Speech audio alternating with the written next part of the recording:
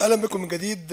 هذه الحلقة من برنامج ما تشيلش هم. المشكلة التانية معانا ودي كان المواطن حضر هنا، شرفنا في البرنامج وسجل مشكلته. عبد الوارث عبد السلام محمد حمودة من كفر سليمان مركز بسيون في محافظة الغربية. بيقول في مشكلته انه منزله بيقع على طريق طنطا بسيون داخل الكتلة السكنية. ماسورة المياه تمر من امام منزله الموصلة الى منزله والمنازل الاخرى. قاموا بتغيير المواسير القديمة اللي بقالها 40 سنة، ولم يبقى الا مسافة 150 متر فقط اللي هي بتوصل له المية لمنزله والمنازل المجاورة له. مش فاهم، هو بيقول حاولت اصلحها واعمل لها احلال وتجديد على حسابي اكتر من مرة، ولكن ايضا بتنفجر. معنا على الهاتف الان الاستاذ الدكتور ماجد القمري رئيس جامعة كفر الشيخ. سعادة الدكتور، كل سنة وحضرتك طيب، بمناسبة ان احنا لسه منتهيين من عيد الفطر المبارك. كل سنة وحضرتك طيب.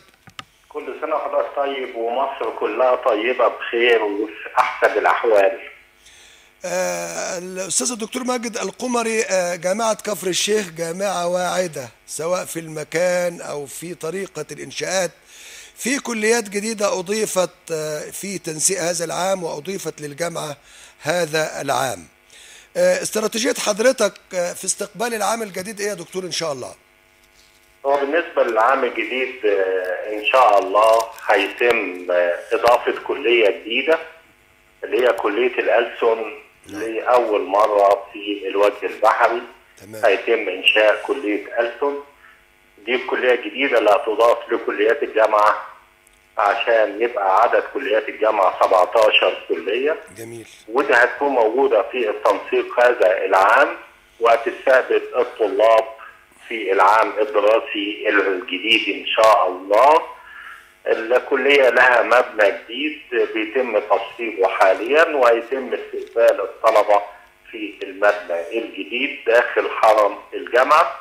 احنا بدأنا في استكمال أعضاء هيئة التدريس للكلية الجديدة في جميع التخصصات من خلال النقل والإعلان.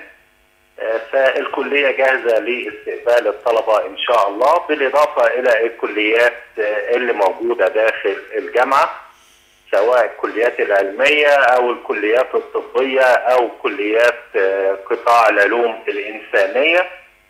الجديد أيضا اللي هتشهده جامعة كفر الشيخ هو افتتاح المستشفى الجامعي في كفر الشيخ إن شاء الله. وأنا بقول لجمهور كفر الشيخ وعدنا فأوفينا، وإحنا حاليا بنجهز المستشفى للافتتاح. هذا الأسبوع هيتم فرش جميع العيادات وجميع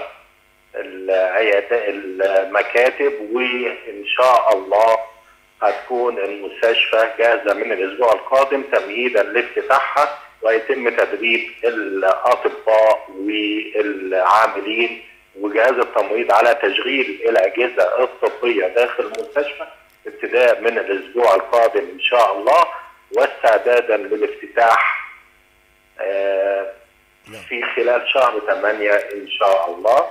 المستشفى بتتكون من 433 سرير، 13 غرفة عمليات، 63 سرير عناية مركزة.